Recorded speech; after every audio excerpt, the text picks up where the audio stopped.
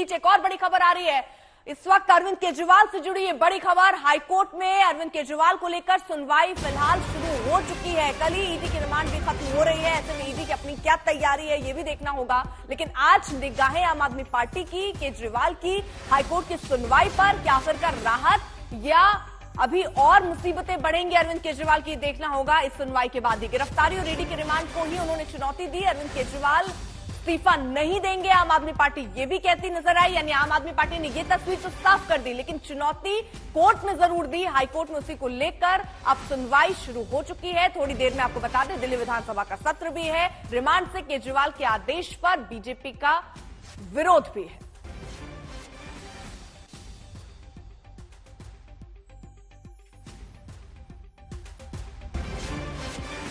दिल्ली विधानसभा का सत्र आज बुलाया गया है। दिल्ली के मुख्यमंत्री अरविंद केजरीवाल की गिरफ्तारी के बाद ये पहला सत्र है। हमारे साथ स्पीकर रामनिवास गोयल है बातचीत करने के लिए। आप पहले ये कह चुके हैं कि जेल से ही सरकार चलेगी, अरविंद केजरीवाल इस्तीफा नहीं देंगे, लेकिन आज सत्र का मकसद क्या है? सत्र का मकसद ये जरूरी नहीं कि मुख्यमंत्री वहाँ प्रेजेंट हो।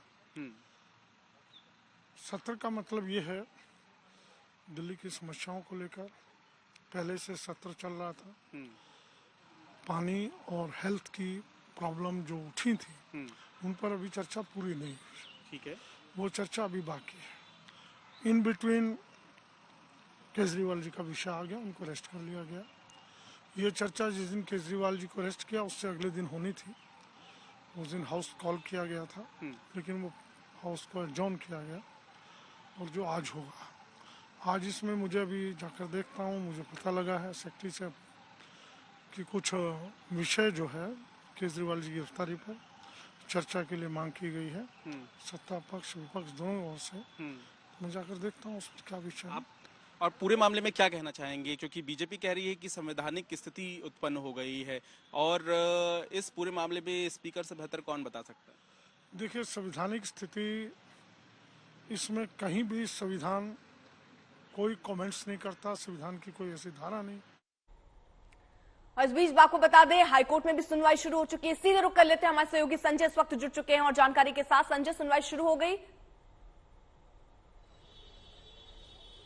सुनवाई तो शुरू हो गई थी और सुनवाई टल भी गई है, क्योंकि कोर्ट ने कहा है कि फिलहाल जस्टिस स्वर्ण कांता शर्मा जो अपने घर के चैम्बर से ही सुनवाई कर रही हैं, उन्होंने ये जैसे ही सुनवाई शुरू हुई उससे पहले अभिषेक मनु सिंघवी कुछ कहना चाहते थे, लेकिन उनसे पहले ही ईडी की तरफ से एएसजी एसवी राजू ने बोलना शुरू कर दिया और उन्होंने कहा कि उन्हें रिप्लाई फाइल करने को समय चाहिए, कम से कम 3 हफ्ता समय चाहिए, क्योंकि उन्हें याचिका 26 तारीख को मिली है।